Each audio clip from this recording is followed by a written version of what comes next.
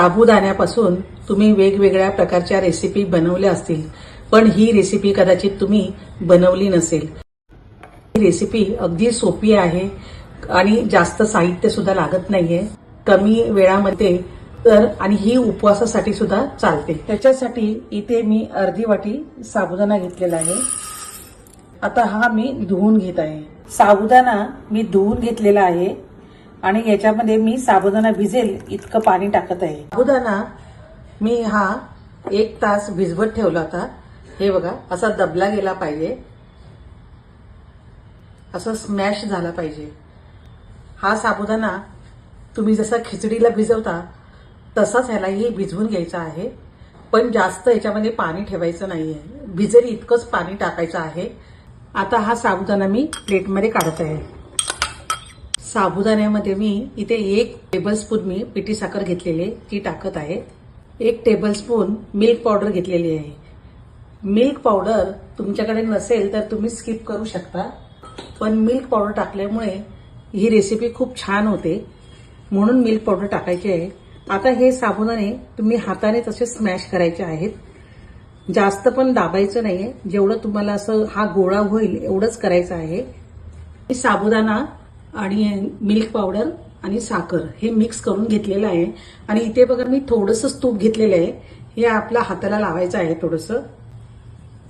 थोडंसं हाताला लावून याचे बघा तुम्हाला छोटे मोठे गोळे करायचे आहे ना, तसे तुम्ही करू शकता। हे बघा, अगदी हलक्या हाताने करायचे आहेत।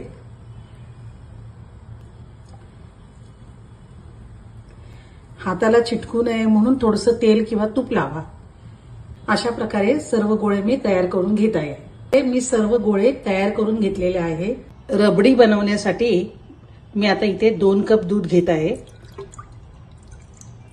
हा दुसरा कप। आता हे दूध तापवून घ्यायचं आहे आणि थोडंसंच आपल्याला आटवायचं आहे, जास्त आटवायचं नाहीये। दुधाला उकळी आली आहे, इथे मी 1 टेबलस्पून मिल्क पावडर टाकत आहे, 1 टेबलस्पून मी साखर टाकत आहे। तुम्हाला जेवढं गोड पाहिजे असेल तेवढे तुम्ही साखर टाकू शकता। आणि आता हे दूध आपल्याला थोडंसं आटवून घ्यायचं आहे। हे बाजूने जे साय आहे ते आतमध्ये अशी घेऊन असं हलवत राहायचं आहे।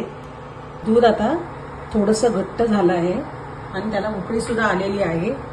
तर आता याच्यामध्ये हे जे गोळे केलेले आहेत ते एक एक करून आपल्याला सोडायचे आहेत।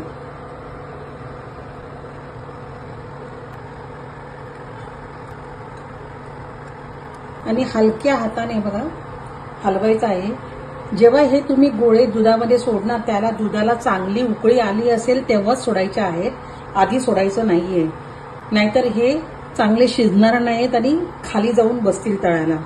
दूध आटत आलेलं आहे आणि हे बघा तुम्ही घट्ट पण झालेलं आहे बघा केवढं तरी।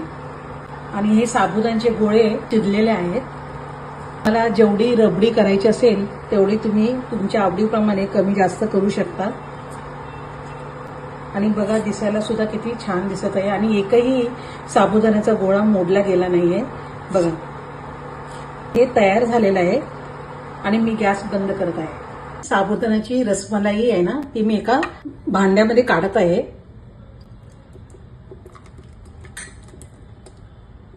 मी आता फ्रीजमध्ये थंड करायला ठेवत आहे। हे थंड झालं आहे आणि आता मी तुम्हाला दाखवत आहे। बघा कसं शिजलेलं पण आहे साबुदाणे। याच्यावर आता मी ड्रायफ्रूट टाकत आहे, तुम्ही तुमच्या आवडीनुसार ड्रायफ्रूट टाकू शकता। गुलाब पाकळ्या, पिस्ता, बदाम हे टाकलेलं आहे। त्याच्यावर थोडा चांदीचा वर्क टाकत आहे। तुम्ही सुद्धा अशा प्रकारे अगदी सहज होणारी, जास्त वेळ न लागणारी ही रेसिपी आहे, तर नक्की करून बघा। आणि फॅमिली फ्लेवरच्या चॅनलला तुम्ही सबस्क्राईब करा, शेअर करा, बेल आयकॉन दाबा। धन्यवाद।